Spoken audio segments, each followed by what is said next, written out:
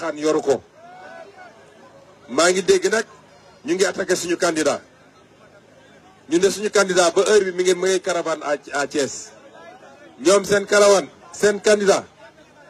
démb mu nga woon TFM naan nii la ñuy solo ak ni la ñuy takkee karawat parce que man dama liggéey ak moom xam ko yàlla xam na ni attanul réew mi attanu ko de attanul réew mi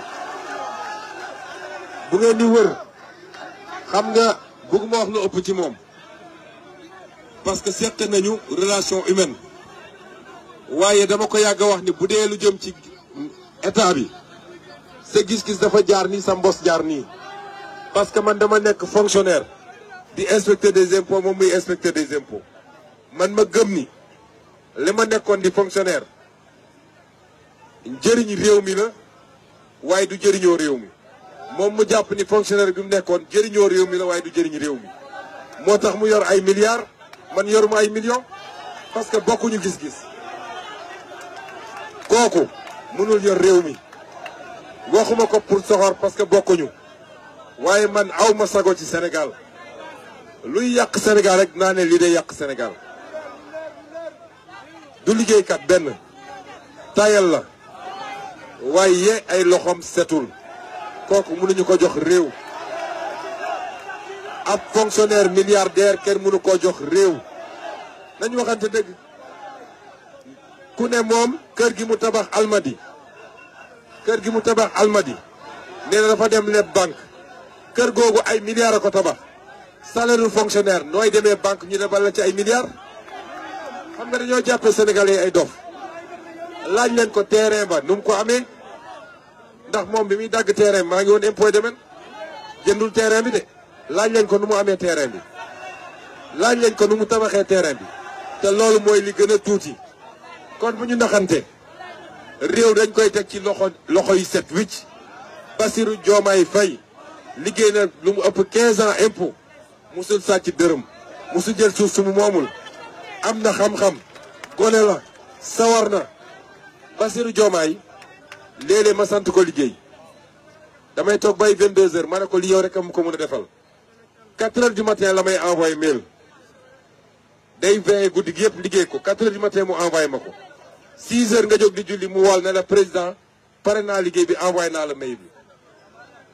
parce que lekkam bëriwul waxam bëriwul ku ko gis xam ne attan na boppam du daagu kooku attan na réew mi attan na réew mi nañu bàyyi caaxaan yi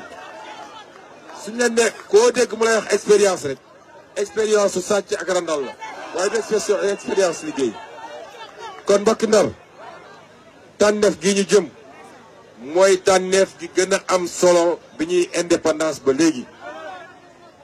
buñ ko ratee juróomi at yi di ñëw dina métti ci ñun dinañ continuer tey la réew mi te am na ñoo xam ne candidat tubaab yi lañ duñu candidat Sénégal ku leen gëstu gis passeport France seen poste ñooñu kenn du leen dénk réew ñun dañ leen wax ni projet la ju séq ak yéen te politique gi ñuy def jaamu yàlla la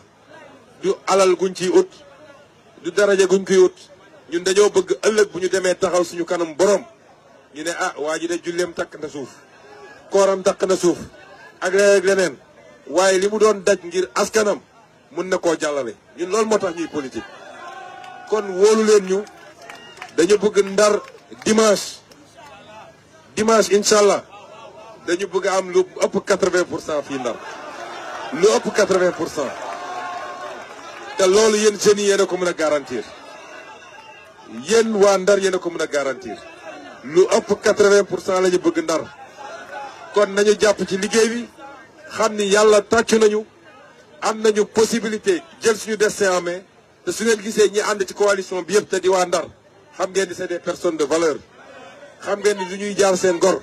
xam ngeen ni ñu gëm réew mi lañu noonu la amee ci ñu àndal feneen ci Sénégal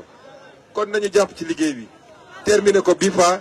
muy njëriñu Sénégal di seen njëriñ yéen ndaw ñi particulièrement ñu ngi leen di gërëm di leen sant di ñaan nag di leen ñaan nag ngeen gunge ñu ci gunge bu dal surtout jeunes yi xam nañ seen xër mais yërëm leen tuuti sécurité bi bañ a xëccoog ñoom ngeen gunge ñu mun a génn tegu ci yoon bi ñu génn tegu ci yoon bi daal di dem terminer en beauté.